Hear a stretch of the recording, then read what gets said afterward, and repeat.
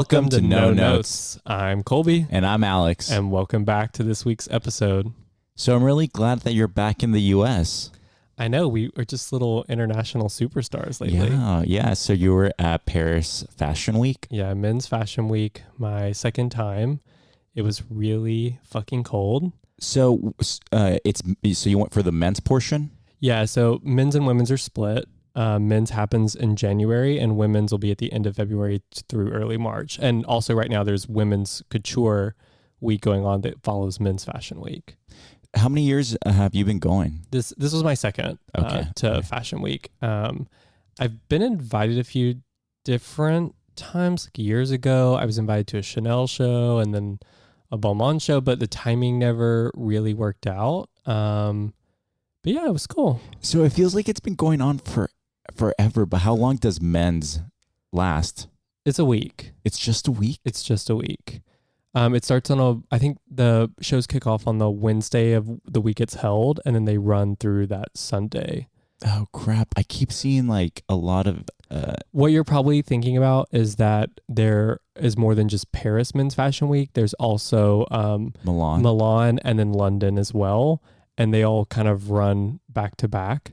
So if you're following, a lot of influencers and stuff, they were probably hopping all over the place. I only am interested in the Paris Fashion Week. Is Paris only featuring French designers, or for the most part? Okay. There's some, like Valentino has often shown at Paris Men's Fashion Week, despite being an Italian designer. Just because historically, like bigger production, bigger crowds, it's like sort of the shows to go to. Right. And I really love that you go to Paris Fashion Week, because every time you go there, you distribute my headshots and my modeling portfolio, and I just get so much work off of that. Exactly. They're just piled up in the Parisian trash cans next to the discarded mattresses covered in bed and the bugs. Bodies. Yeah. For the rats. Oh, God. So I have a coin here. Per usual, we're going to start off the week talking about our tops and bottoms.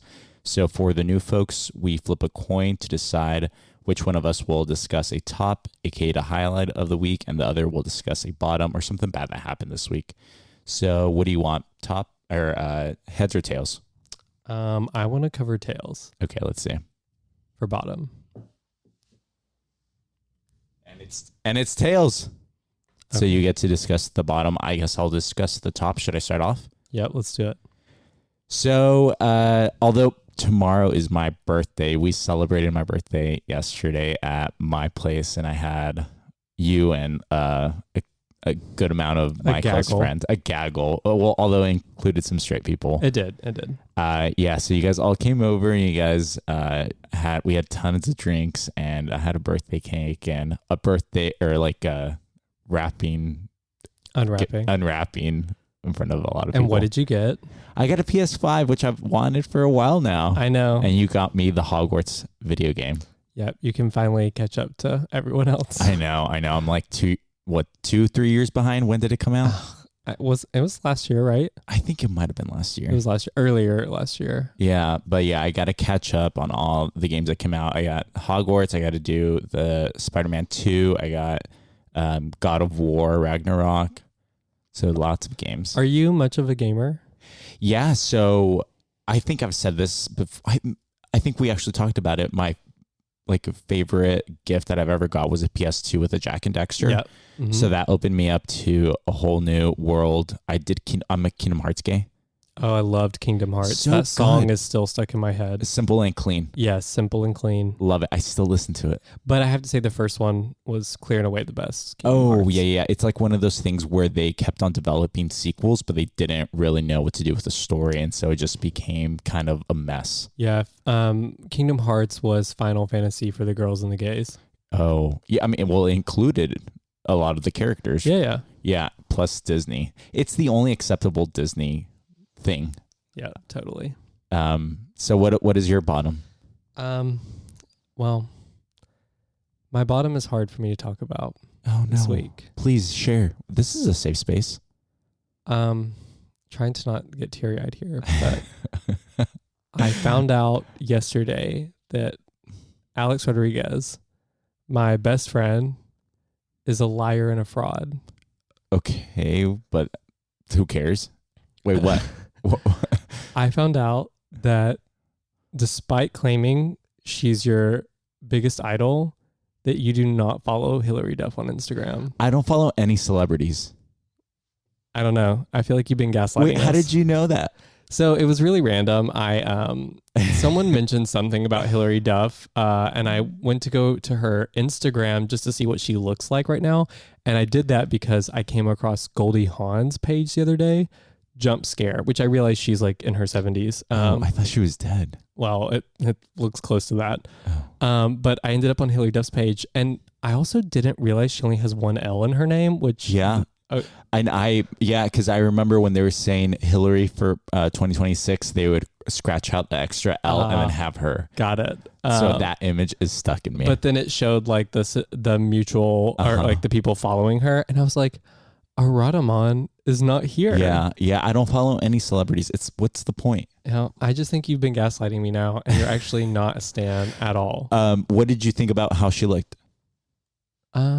She looks okay, but she really. So I thought she looked real. I think she's had Botox and injections, but I think she looks. I can't remember normal. what she's selling to. It's some sort of. It's giving MLM pyramid scheme kind of thing. Like, it's it's not like herbal teas, or maybe it is. She's selling something like that. That's giving very Coachella Valley girl. It probably gives them diarrhea. Or Mormon wife sort of thing. It's definitely like a pyramid scheme. Oh no, Hillary. Yeah, it seemed really. I should reach out. Sad. Maybe she's not doing well. Yeah, maybe she'd like to hear from her biggest fan that doesn't follow her. Yeah, she would. Yeah, she would for sure listen to what I have to say. And then yeah. Anyways, I have to tell you, I am addicted to this guy on TikTok. I think it's Chris Joe. Can I search him up right now? Sure. I think I sent you the videos. He's been documenting his time on the Atlantis cruise ship. Okay. That has been blowing up everywhere.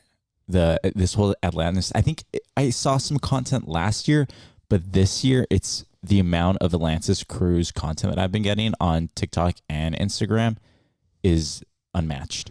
Have you seen the videos of, I think they're both content creators, and by content creators, I mean OnlyFans gays, but have you seen the two sharing their boyfriends, I think, and they're sharing one Asian, one white. Yes. And they're sharing their tips of optimizing your time on the cruise ship.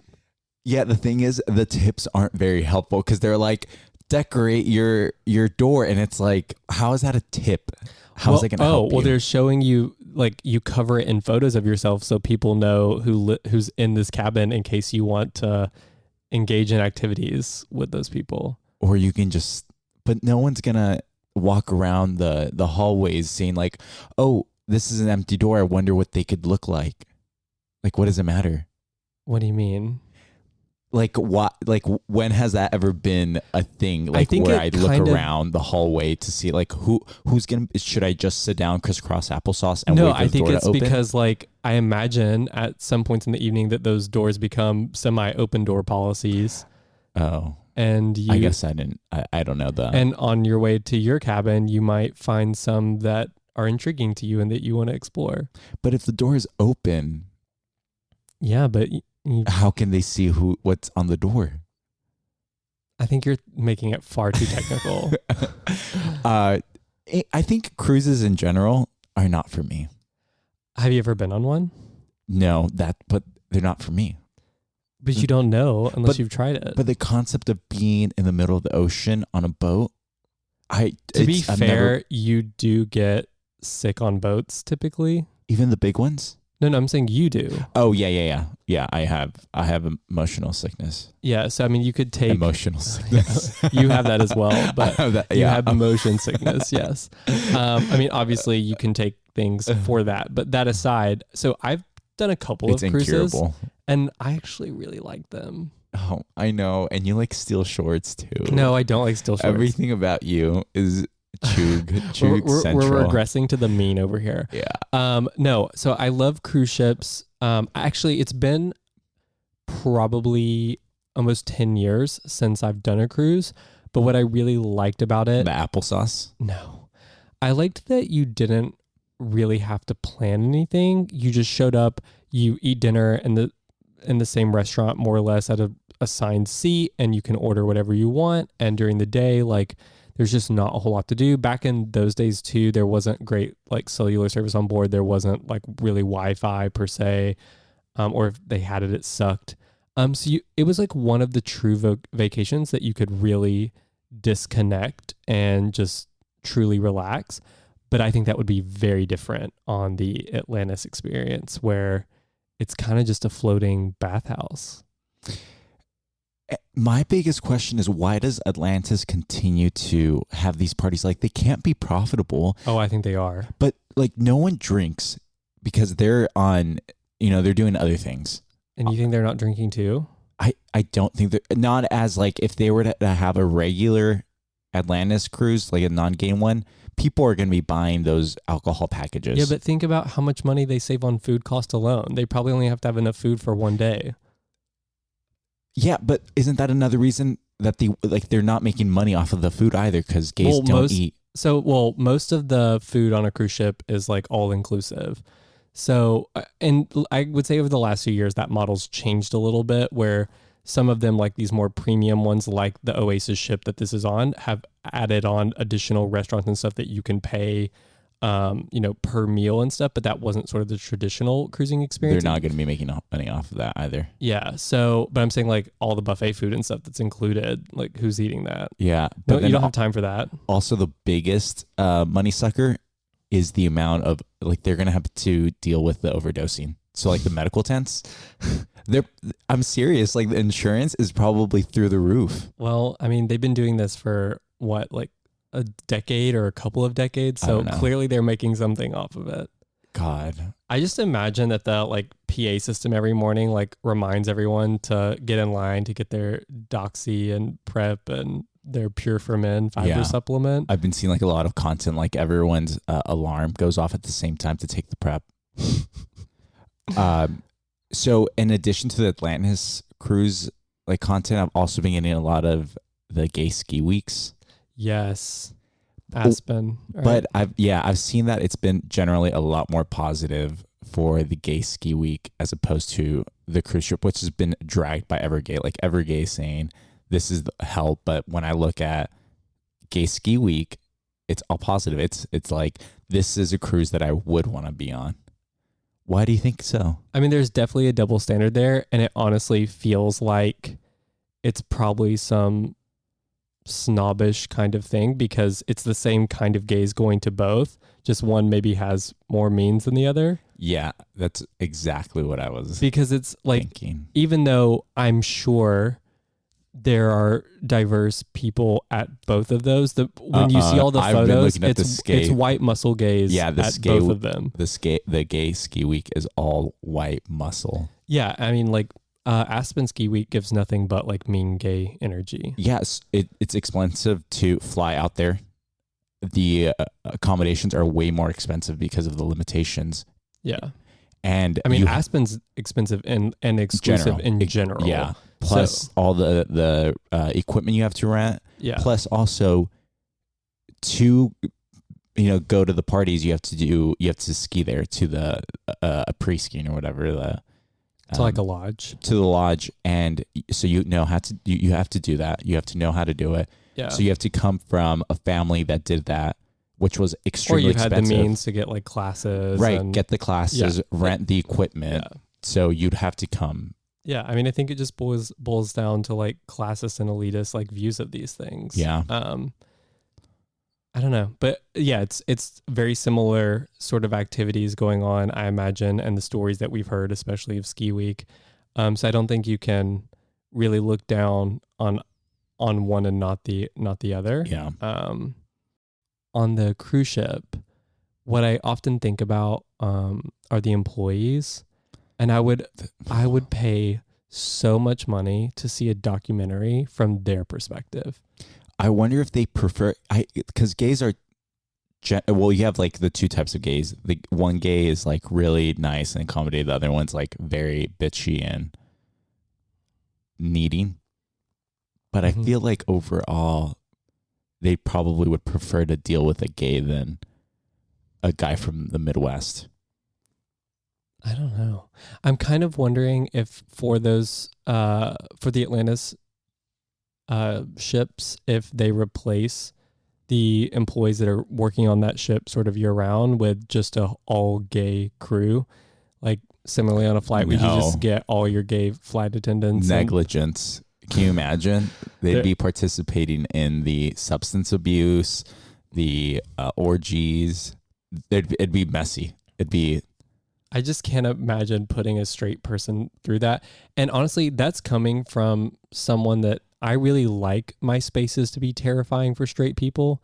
Like, you should not feel comfortable announcing you're straight and the things that we like to do, in my opinion. Mm-hmm. But even for me, something like this cruise ship feels super daunting. Yeah. The themed parties alone, like I think I saw this year, there was like a mermaid theme, which that feels really original, and an animal print one. Gosh. Which, like, what is the point? It's sort of like Halloween where, yeah, you're going as like a demon or an angel, but what you're actually going on is like a slut. It's like, here's a harness and a jockstrap, and all you did was change the hat or added some wings, or you're carrying a pitchfork or whatever it is. This is the same kind of thing. Like, why don't we even need a theme is what I'm getting at. Yeah. It doesn't even keep things fun. It's not like anyone's going to be able to see the costume too, because the lights are off and everyone's wearing sunglasses. Yeah. I will say, in defense of the Atlantis cruise, I do think that we should have more forms of queer only travel. Like, I would love a gay airlines. I think that'd be so much fun. Messy also. Messy, but I'm kind of here for it because it would be such a limited amount of time. I think that's what it really boils down to me with the Atlantis cruise is it's like 7 or 8 days for the big Oasis event. And just imagine any of the parties we go to, but not stopping for 7 to 8 days. Yeah, it's the length and time. Do they even go anywhere? Like, do they? Yeah, the one this year went to Haiti and the Dominican Republic and Puerto Rico, I think. Oh.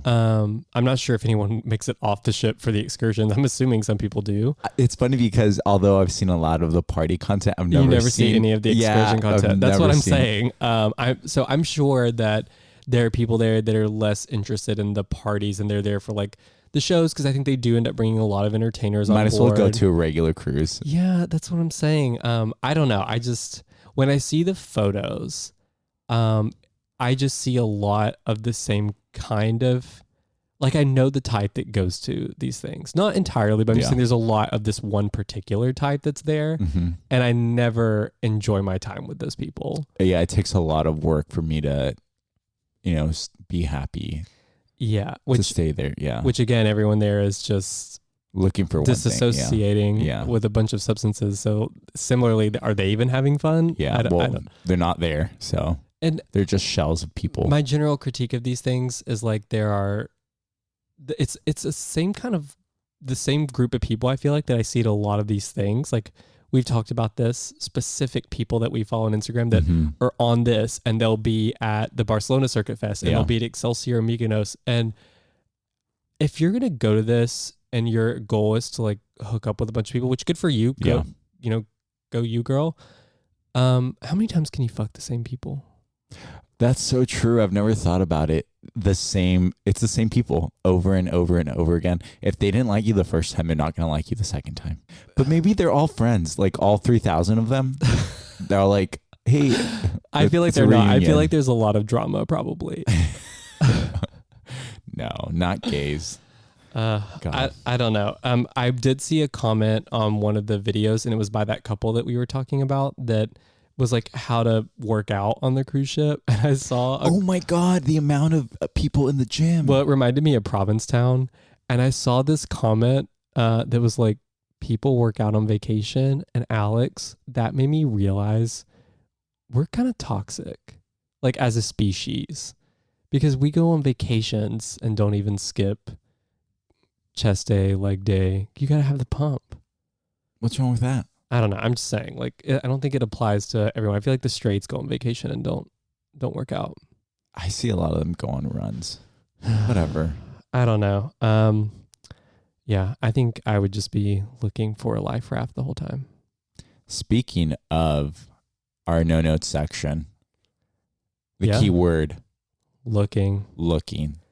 So it's been 10 years since HBO's Looking came out. So Looking is a gay, what would you call it? Dramedy, gay comedy and dramedy.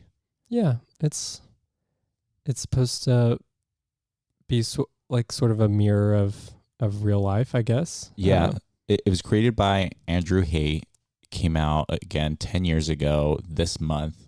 About 3 best friends living in San Francisco, all of them gay, and it really focuses on their relationship and them just kind of living in San Francisco and the struggles that they face.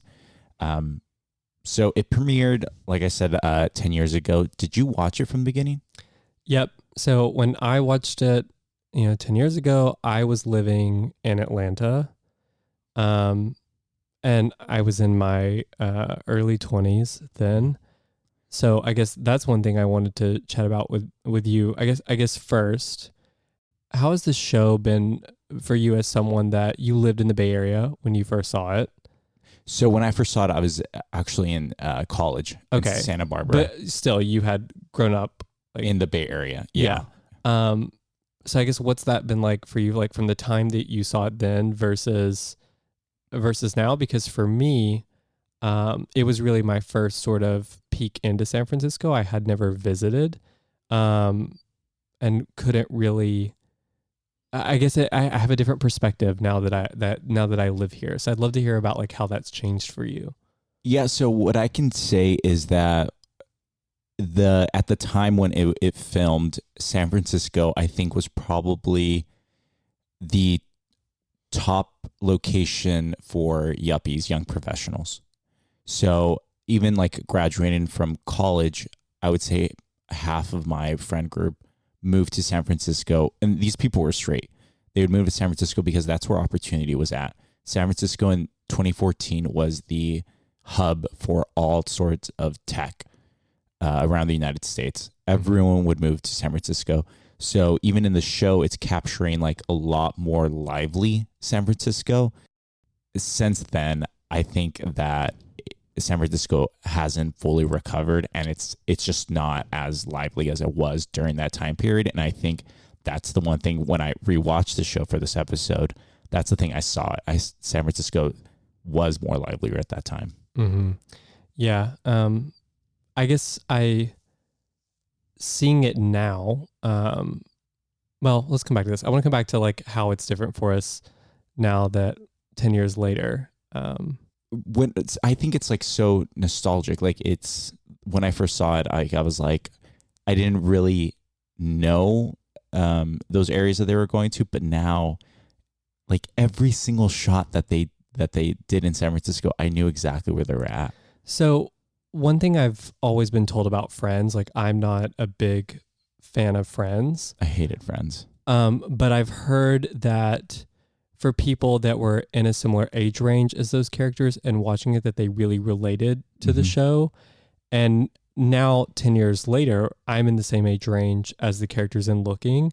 And I didn't initially like Looking, but now I think I relate a lot more to the content of the show and also living here.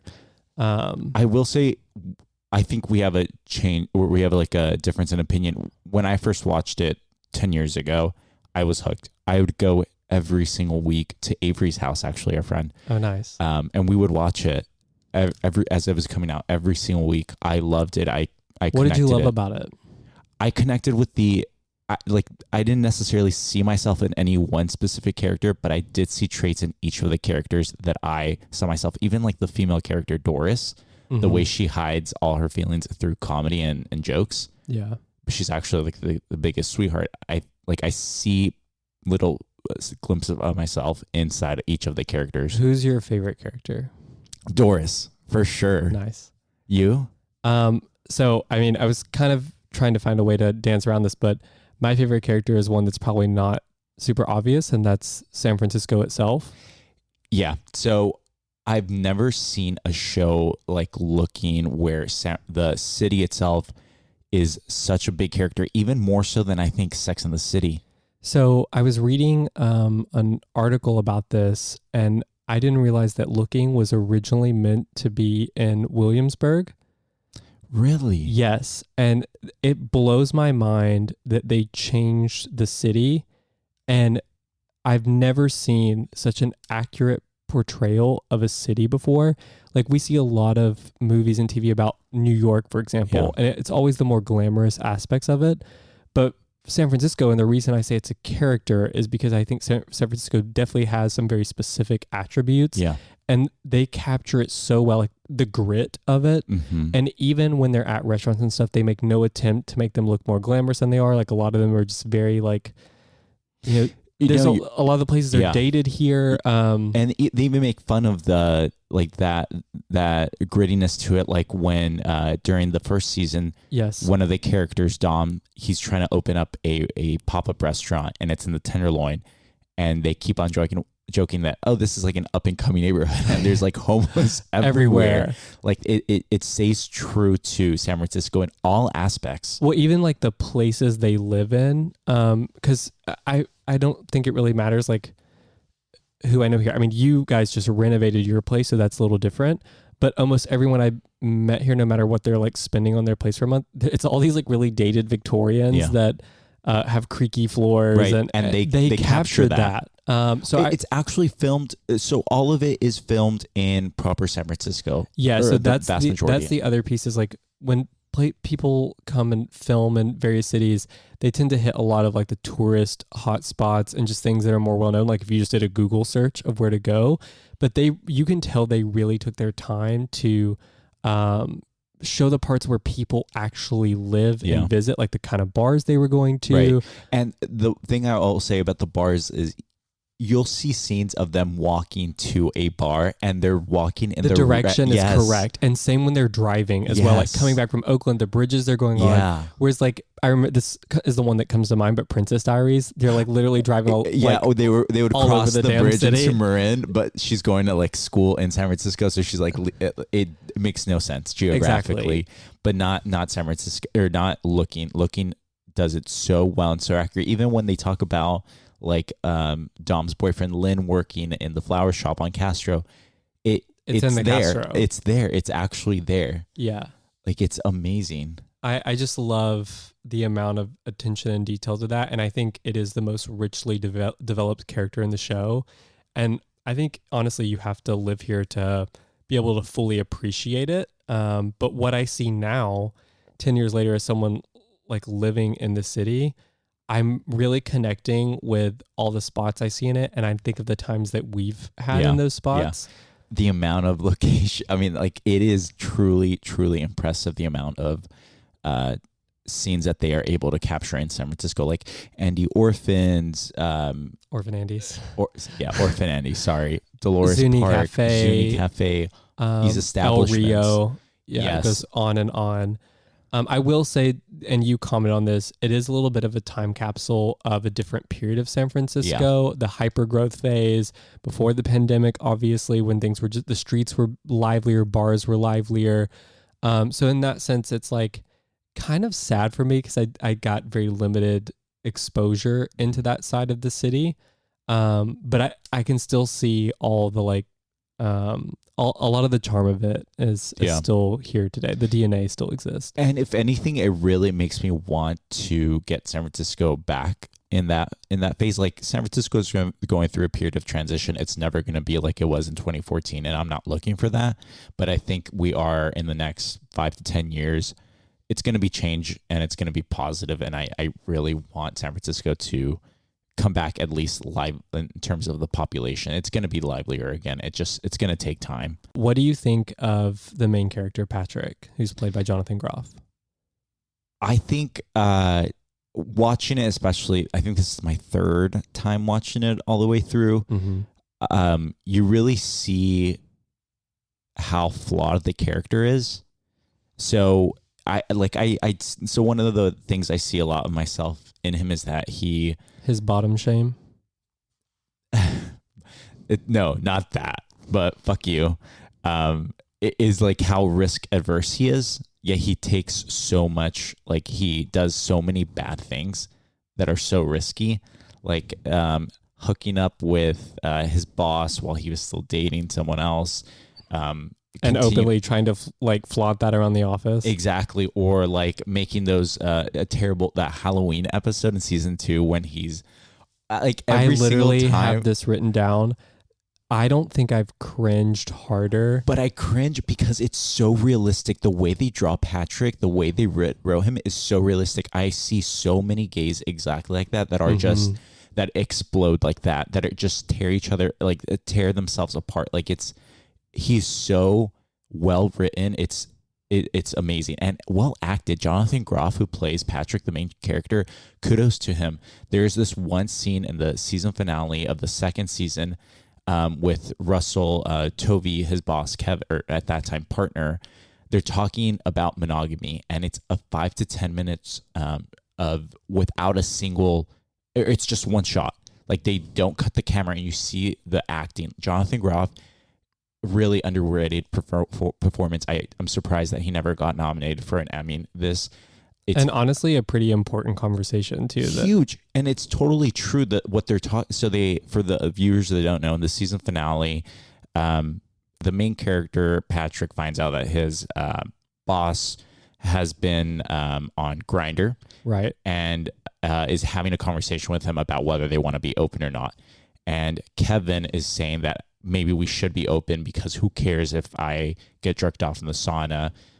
What does it matter if I'm in love with you? Like it I just left my boyfriend for you, right? But I think for Jonathan Groff's character, it's like, okay, maybe this is someone that doesn't actually know what they want and wants a little bit of everything, right? And is that enough for me? And then when he's asked why is monogamy such a big deal when his mom couldn't do it, right? He couldn't answer that.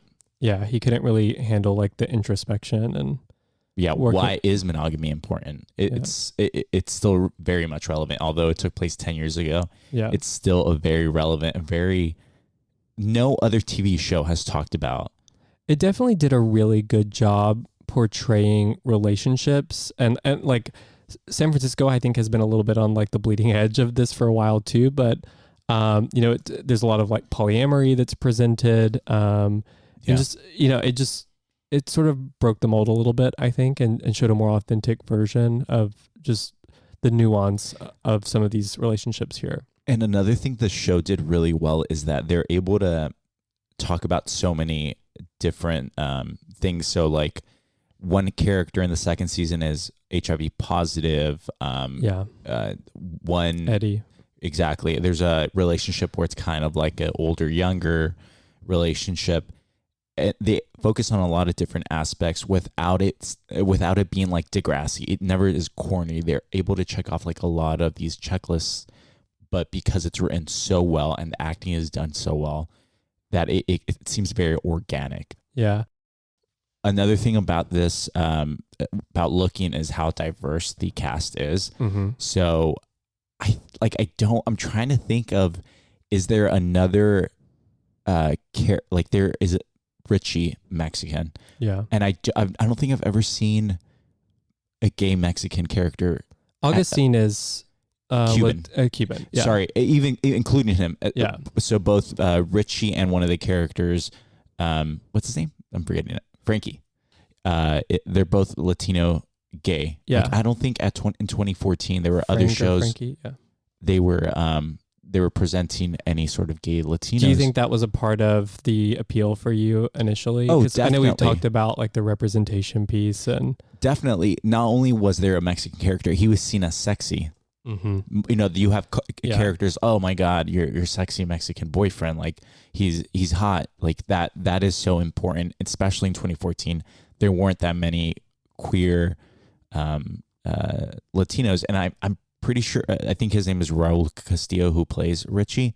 He must have been battling for that acting position, because there wasn't a lot of. Actually, they were never really meant to have a significant of like of a relationship. Like his character was not supposed to be as prominent as it is in the show. Oh, really? But apparently the chemistry between the two of them on screen was so good that they decided Wrote to him. Yeah. Well, what thing I was commenting to my partner when I was rewatching it was that the first episode of Looking Richie's character seemed so different from the subsequent episodes. He seemed a lot more aggressive. Like they meet on Muni, another great San Francisco little treat. They meet on Muni, and he's like, "Hey, what's up?" And that character, that type that he plays in that first episode, isn't replicated in any other episode. So I did think that maybe something was up. Yeah. This is also kind of related. Ethan Kraft from Lizzie McGuire. Yes. In the first episode of Lizzie McGuire, Ethan Kraft was a bully. That's how they wrote him. Oh. He was trying to get Gordo to smile in that first episode, and they were like, "You got to smile."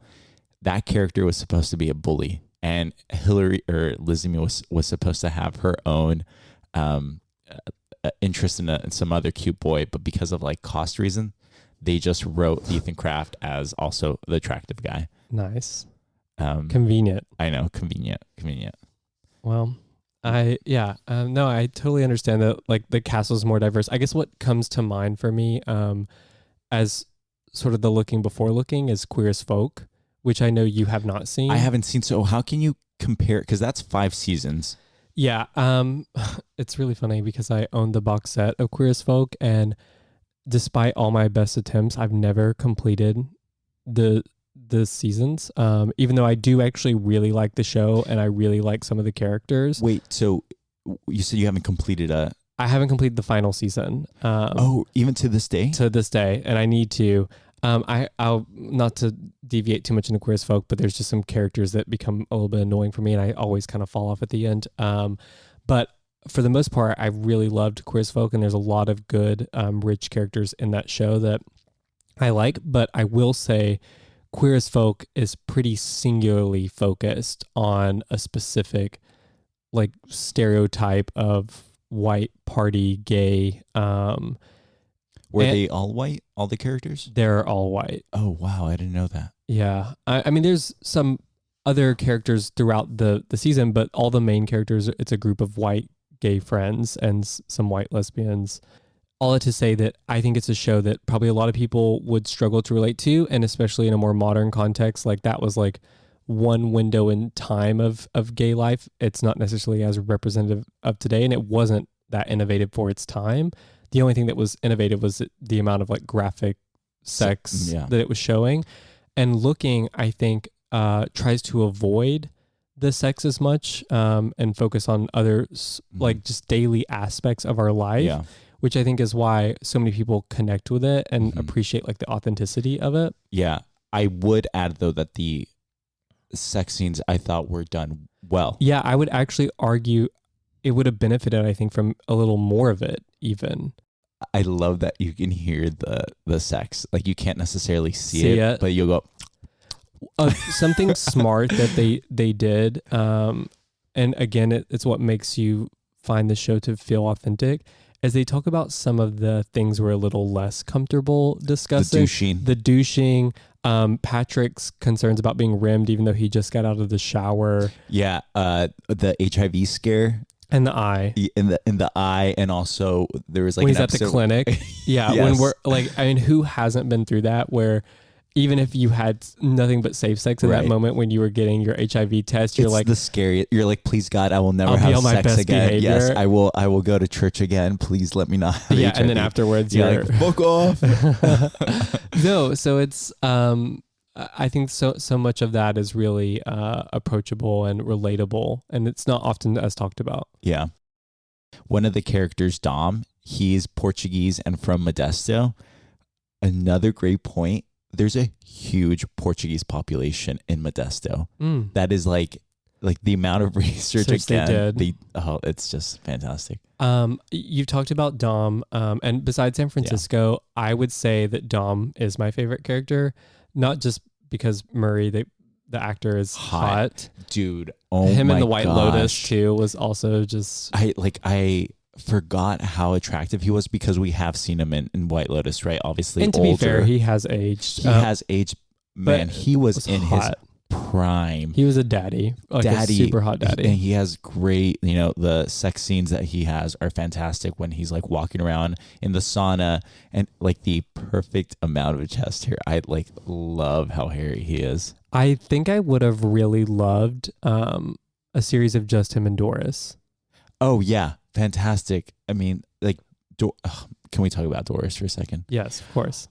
I think in the first season, she's like, kind of the comedy of the show. And then the second season, they really develop her relationship with Dom. I agree. The first season gives a little fag hag energy just because she just feels like a supplementary character. Yeah, and she is. But then you find out how much rich backstory that she has with Dom and the death of her family or her dad, and they have to travel back to Modesto, and you get to hear the eulogy about him and how it incorporates her and and then obviously they've gone from lovers and growing up to close friends, and I would say is probably the most healthy friendship in that whole series. At the end, when they don't break up, but Dom and Doris have this like breakup moment where she has to grow up. She's in a relationship with a man. Well, they've been like leaning on each other forever, and it's keeping them from growing. And I really love the way they approach that conversation and just the way that they support each other through the series as both of them go through really hard times. Right. I don't know. I really loved them, and I could have done with just a whole show of the two of them, honestly. Absolutely. Anything else? Well, yeah, I had some critiques of the show. Oh, what do you have? Some unrealistic things. Mm-hmm. Why does everyone drink beer so much? I don't know anyone that drinks. Do you know anybody that like drinks beer like that? I don't remember there being that much beer. Every meal, every party they go to, every bar they're at. They're having. Do remember. Yeah, you're right. Very. Although to be fair, I guess 10 years ago, I feel like that was like a height of the whole craft beer brewery IPA thing, and so maybe that played a part in it. But I'm like, girl, if this was authentic, everybody would. Yeah, I would not think that beer. A lot of they also talk a lot about drug use. They do to some extent. Like they go to that party at the Russian River, and then like when they're celebrating maybe Augustine's wedding. Well, also when Frankie is having like in the second season, he's exploring himself. There's this one scene where I think he's at Toad Hall. He meets someone, and the person he met takes G, and the guy asks him, "Have you been drinking alcohol?" And he says, "No." Doesn't play well with others. Right. Yeah, I saw that. Also, that was Badlands, right? The bar there. I think it was Badlands. You might have been right. Like the first bar when they go in. By the way, that character, the one that gives him G, is in a great movie called Get and Go, and you should totally check it out if you haven't. Is he gay in real life? I think so. That's another positive thing. Although not everyone that plays gay is actually gay in real life, they do. A lot of the characters are actually gay. And I think that's really important. I think that we should continue having gay characters being played by gay actors. Mm-hmm. Mm-hmm. This is not a critique of the show, but is another critique of you. But the good luck charm that Richie gives to Patrick, the Scopulario. Yeah. Where the fuck is mine? I've never. I think I've seen them, but it's not very common. Okay, I didn't know if it was more of a Catholic. No, I would have given you one. Okay, maybe we should get a version, anklet version. Oh, let's do anklet. Let's do an anklet. Cute. Okay, we need something. Or we can share one. It's broken in half. Mm-hmm. And when we're together, it's the Virgin Mary. That would be cute. I do want to get into why you think the viewership was never strong. Oh, okay. So for as we said, this has been 10 years. It got renewed for it was 2 seasons long, and then after the second season, it was canceled because of the lack of viewership. And on Wikipedia, it says that the season finale only had about a 250,000 people tuned in to watch the season finale of the second season. So my question is, do you think a show like this can ever exist as a part of a television show on something like HBO or Peacock or anything like that? The reason I think it probably didn't do as well is I think it maybe mirrored reality too closely, which didn't stick out to me at the time because, again, I was in my early 20s. I wasn't living here. Now that I'm here and in the same age range, I'm like, God, I feel like I'm watching like Our Lives or something. I agree. Although I connected with it immediately, it's one of the shows where it has a very niche audience. It's gay very people. niche. It's very niche. And again, if you don't have a connection to San Francisco, I feel like it would be hard for you to appreciate the show, like the amount of detail and the lives these people are living. In some way, it feels very much tied to the city itself. Yeah, I agree. It's so sad because HBO obviously will have budgets for this stuff, but they're not gonna put in any effort because it's gonna be like Looking. It's just too niche of an audience, and other networks like Logo, they can't afford shows like this to get actors of this quality writing and film in San Francisco. It's too expensive. So it's really sad. I think this might be the one and only gay media where we have a television show. Like, I'm sure there's going to be movies because it's kind of one-time offs, right? Where the budget is going to be small. But I think for a television show, I think this is our one and only shot that we're ever going to get. I don't think there's ever going to be a Looking equivalent. I mean, if something's done like it, again, I think it would be better delivered in a movie format. Just because, again, I think it's hard to come home and put on something that, again, just feels like it's not escapism, if that makes sense. That's correct. It's definitely realism. But I mean, I guess for people that may not have watched it and pick it up, or that are maybe revisit it now, like, are there certain things that you think we can take away from it or that were valuable in watching it? I think that its legacy of Looking is going to be the realist. It's a real portrayal of gay relationships. Mm-hmm. I think the first scene in the first episode and the opening of the second season focuses on relationships. The episodes are three buds and they're laughing. The legacy is going to definitely be the portrayal of gay relationships.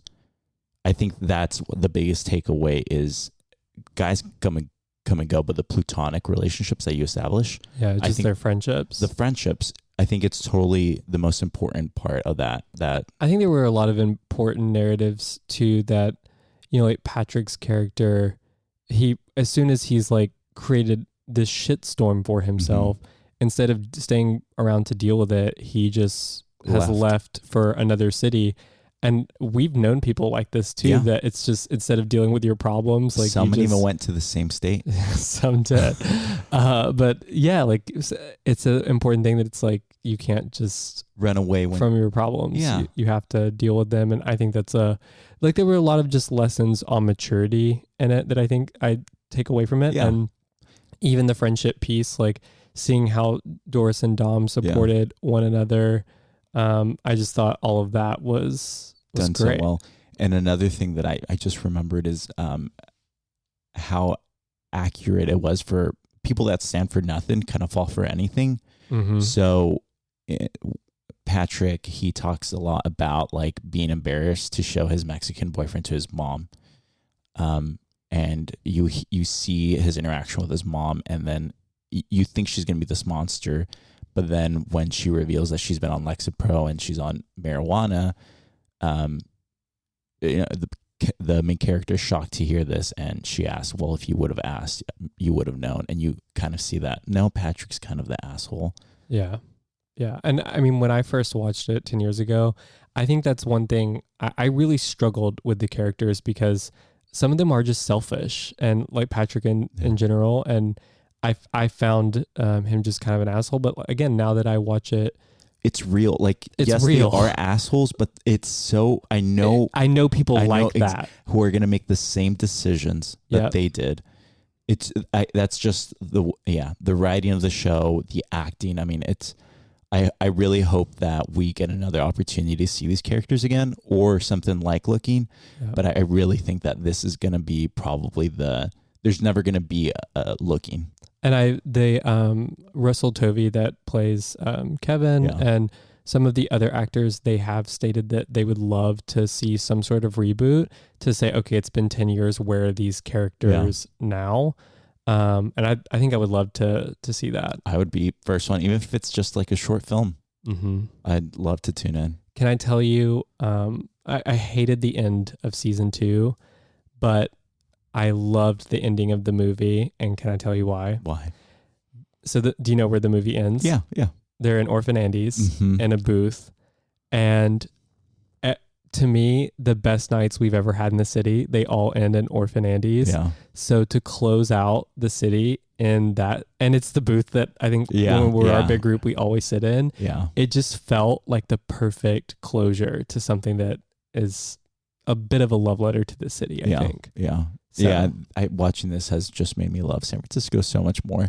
Yeah. And my friends. Yeah. And think about all the memories that we have in it. So, if you haven't been to San Francisco, or if you do live here, I think it's just so cool to see something that, really shows, I think, the beauty of the city despite its grit and flaws. Yeah, definitely looking, if anyone's ever interested in San Francisco and how it actually operates, I think looking would be the best example that we have to point to. Yep. Yeah.